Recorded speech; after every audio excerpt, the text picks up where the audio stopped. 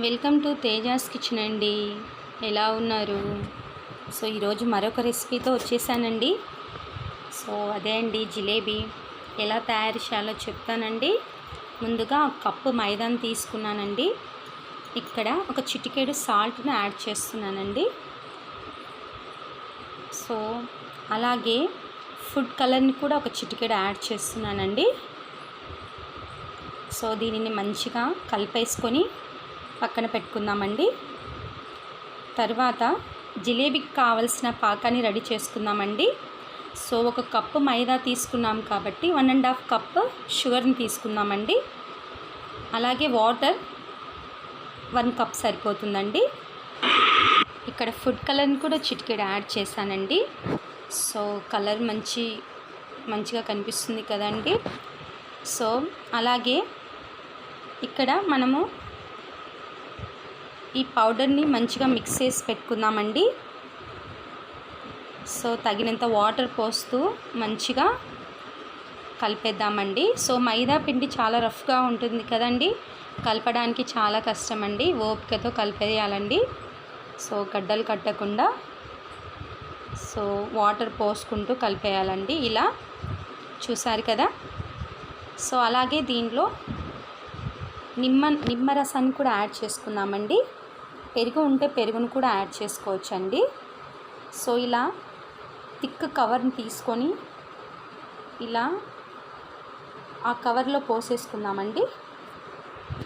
చూసారు కదా, అలా పోసేసుకొని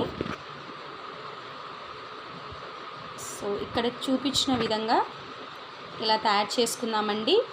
జిలేబీలు వేయాలి కదా. సో ఈ విధంగా కవర్లో వేసేసుకొని చిన్న కింద హోల్ లాగా పెట్టేసి జిలేబీలు వేసుకుందామండి. సో ఇలా మెల్లిగా జిలేబీలు ఒత్తేయాలండి.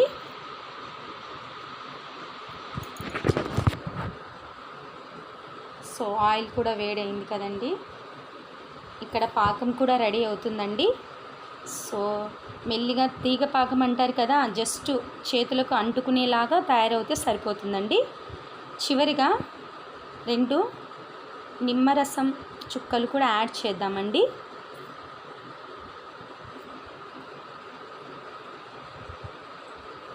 సో దీన్ని నిమ్మరసాన్ని యాడ్ చేసి చల్లబడేంత వరకు పక్కన పెట్టేసుకుందామండి.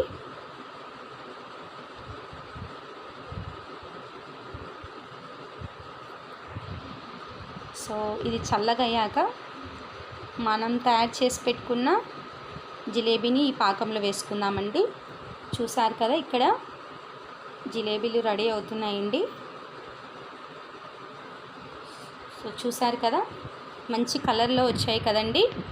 వీటిని మనం రెడీ పెట్టుకున్న చల్లారిన పాకంలో వేసుకుందామండి.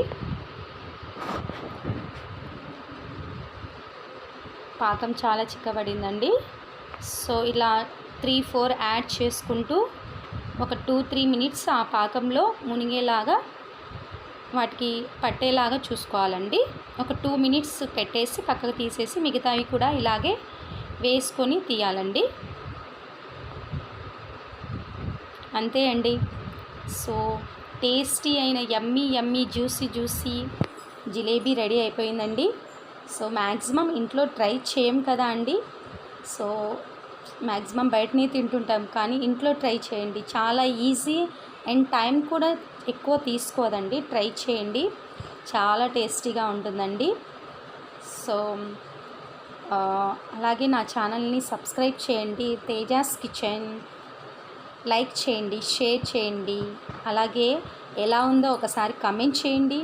మీ ప్రాంతంలో డిఫరెంట్గా చేస్తే ఒకసారి షేర్ చేయండి, కమెంట్ చేయండి. So please subscribe Tejas kitchen అండి. ప్లీజ్ ఎంకరేజ్ మీ. సో చాలా జ్యూసీగా వచ్చినాయండి జిలేబీలు. So please try it. Thank you. Bye.